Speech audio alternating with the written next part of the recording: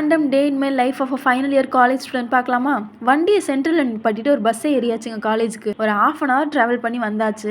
பஞ்சப்பூருக்கு வந்துட்டு அதுலேருந்து நாங்கள் காலேஜுக்கு போகிறது தான். அதுக்கப்புறம் பஞ்சப்பூர்லேருந்து நடந்து போயிட்டு இருந்தோம். காலேஜுக்கும் வந்தாச்சு. சீக்கிரமாக போயிட்டா பஸ்ஸில் இடம் இருக்கும். அப்புறம் நாங்கள் இன்னைக்கு சீக்கிரமாகவே போயாச்சு. அதனால சாப்பிடல. உடனே கேன்டீன் போய் ஒரு தோசை வாங்கியாச்சுங்க. ஆனால் என்ன 35 ரூபாய்க்கு வச்ச தோசை சிலிண்டர் தட்டுப்பாட்டினால 45 ரூபா ஆக்கிட்டாங்க. எங்கள் காலேஜ் பார்த்தீங்கன்னா வெஜிடேரியன் காலேஜ். அதனால எனக்கு எங்கள் காலேஜ்லேயே இந்த தோசை மட்டும் தான் பிடிக்கும். அப்புறம் சாப்பிட்டுட்டு அறக்க பிறகு கிளாஸுக்கு ஓடியாச்சு. இதுதான் எங்க பிளாக்கு. அதுக்கப்புறம் கொண்டு வந்து சாப்பாடையும் சாப்பிட்டாச்சு. ஃபைனல் இயர்னால என்னங்க பிளேஸ்மெண்ட் ஆப்டிடியூட்னு போயிட்டு இருக்குது. அதுக்கப்புறம் பிரேக்ல பாத்தீங்கன்னா இந்த லாட்டி சாக் போய் சாப்பிட்டேன். இது உங்க எத்தனை பேருக்கு பிடிக்கும்னு சொல்லுங்க. அதுக்கப்புறம் அப்பாடின்னு வெளியே வந்தாச்சு. இந்த பாலத்தை எத்தனை வருஷமா கட்டிட்டு இருக்காங்கன்னு தெரியுமா உங்களுக்கு? திருச்சியில இருந்தீங்கன்னா மறக்காம கமெண்ட்ல சொல்லுங்க. கிட்டத்தட்ட ஒரு 3 வருஷத்துக்கு மேல கட்டிக்கிட்டு இருக்காங்க.